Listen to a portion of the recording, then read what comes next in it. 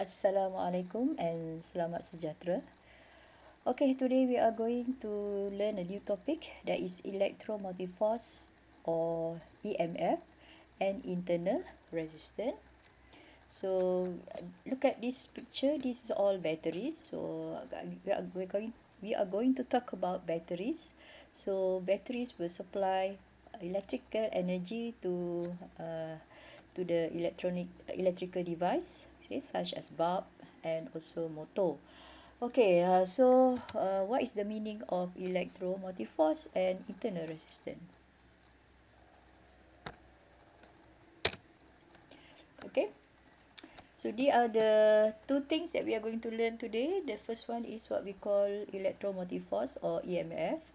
Another one is on the battery. There is a level of on the battery. There is the level 1.5 volt on the battery. So what does it means? And then we are going to look at the difference between EMF and potential difference, because both of the two quantities use unit volt. Okay. And then we are going to define what is the meaning of internal resistance. And you have to know how to draw a circuit used to determine EMF and internal resistance. And actually, you are going to do one experiment in order to determine EMF and internal resistance. Okay, so and lastly, we have to solve problem involving EMF and internal resistance. Okay, so let's start with we have a torchlight. So we know that torchlight have the bulb in the torchlight is light up by using batteries. Okay, we switch on the light bulb and the bulb will lights up. Okay, so when the switch is closed, the circuit is complete and the bulb lights up, showing that the current flows in the circuit. So the flow of current is the flow of charge. Now the question is, what caused the charge to flow in the electric circuit? Okay, so look at this circuit. Okay, we have a battery, two batteries with a symbol 1.5 volt. So two battery we have 3 volt and a light bulb. Okay, so when the circuit is complete, the charge will flow from negative terminal to the bulb and back to the positive terminal. And we know that when the charge flow means current will flow. Okay, so battery is a source of electrical energy which move the charge around the circuit. So without battery, charge cannot flow. So charge can flow because it get energies from the batteries. So battery is the source of electrical energy. Battery convert chemical energy stored in the electrolyte to electrical energy. Okay. And the energy supply move 1 coulomb of charge in the circuit. So we are talking about 1 coulomb of charge. We want to move 1 coulomb of charge. We are not talking about 1 electrons. Okay, so we want to move 1 coulomb of charge from the battery, push out to goes to the light bulb and back to the negative terminal. So if we remember that in 1 coulomb we have about 6.0 times 10 to the power of 18 electrons in 1 coulomb of charge. So that's a lot of charge, right? So each 1 coulomb of charge that flow through the battery will receive electric potential energy to move in the circuit. Means that for every 1 coulomb of charge, in order to move out to the circuit, they must have energy, and they receive what we call electric potential energy from the battery. Therefore, work is done by the battery in driving the charge around a complete circuit. So charge have to drive out. So we have to do the work to drive the charge out from the battery to the circuit to complete the circuit. Okay. So battery that provide electrical energy is a source of electromotive force. In Malay, daya gerak elektrik. We want to force the charge to move. So we call it electromotive force. Okay. Okay, so for example, we have analogies of the water pump. Okay, the water pump. So the petrol fuel pump. Okay, so it will pump the water from top to bottom. So same thing with the charge. Okay, so here is the drain charge coming into the battery, so it gain energy and it become active again, and it goes out to go to complete the circuit. Okay, so energy change of charge in battery, this is what we call source of the electromotive force. Okay, so look at our module for the first activity. We have a circuit, light bulb, switch and battery. So which bulb is brighter?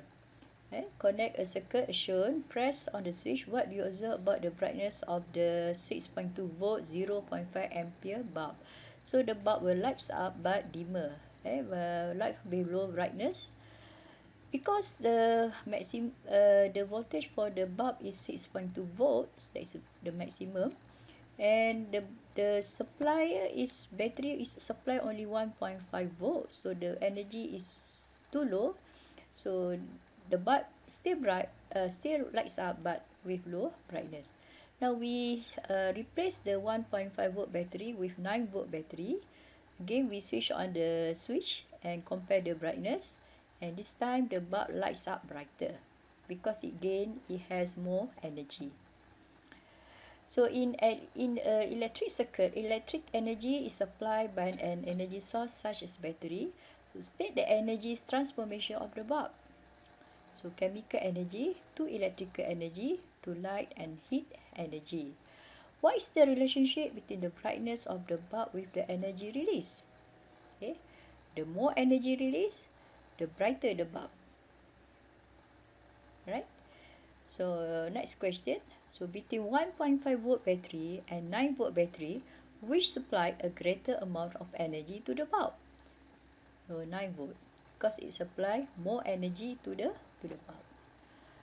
Now we come with the definition for electromotive force.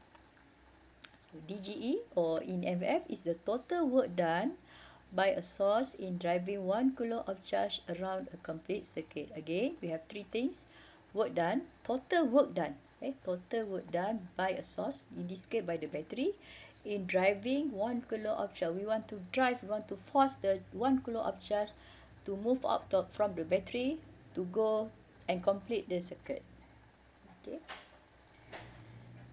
So EMF is total energy supplied to drive 1 coulomb of charge around a complete circuit. So in order to do work, we have to have energy.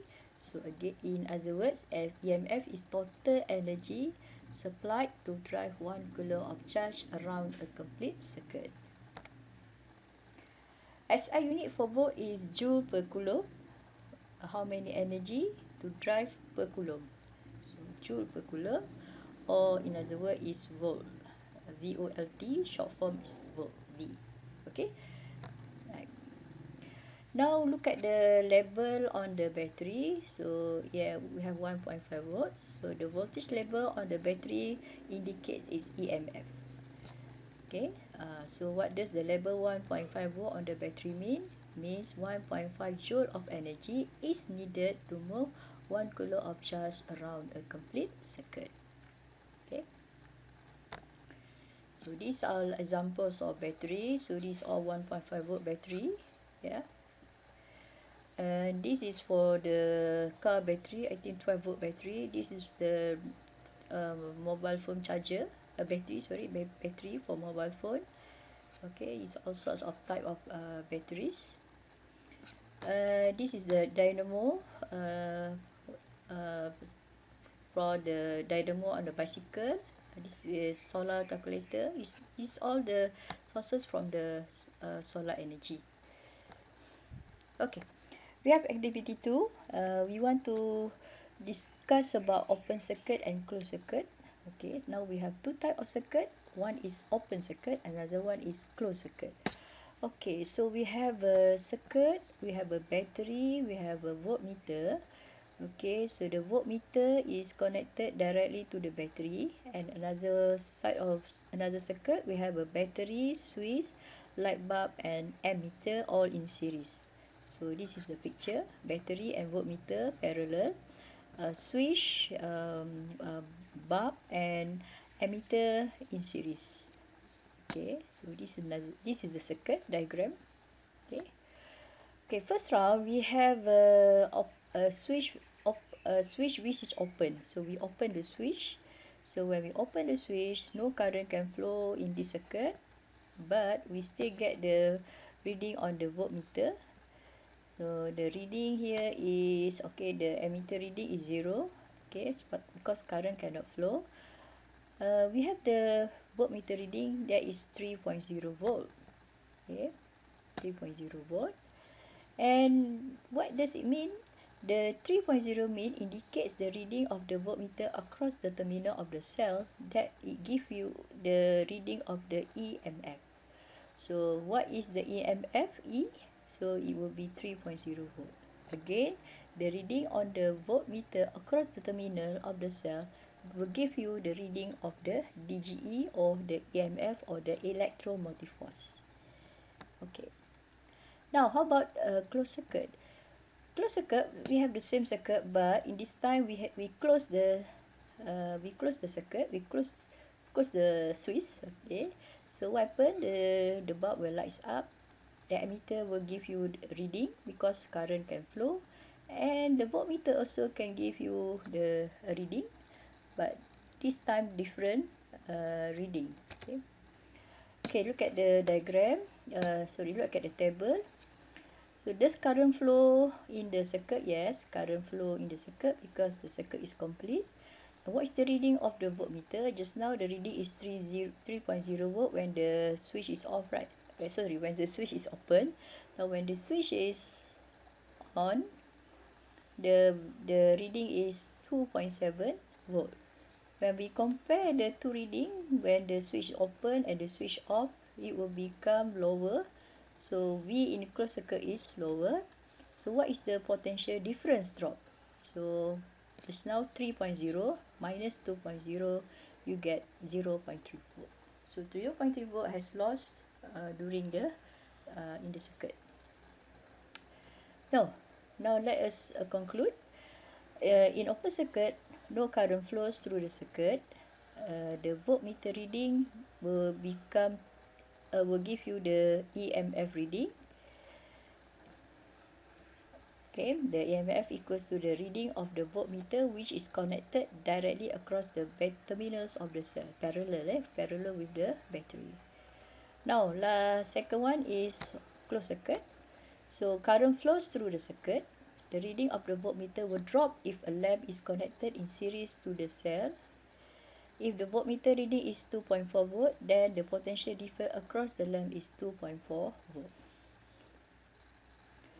Alright, so we stop here for the first lesson. So we will continue to look more detail the difference between EMF and potential difference. Okay, see you next topic.